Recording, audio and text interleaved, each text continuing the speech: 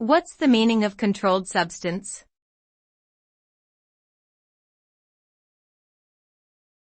Controlled substance.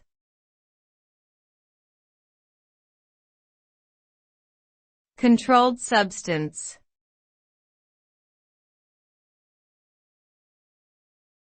Controlled substance.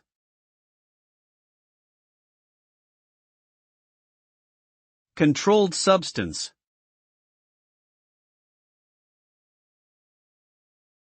A controlled substance is a drug or chemical that is regulated by the government due to its potential for abuse or addiction.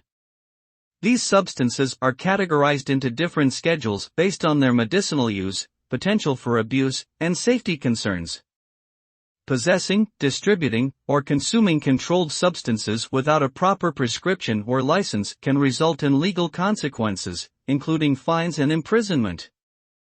In some cases, the misuse of controlled substances can lead to severe health problems or even death. It is important to use these substances only as directed and under the guidance of a medical professional.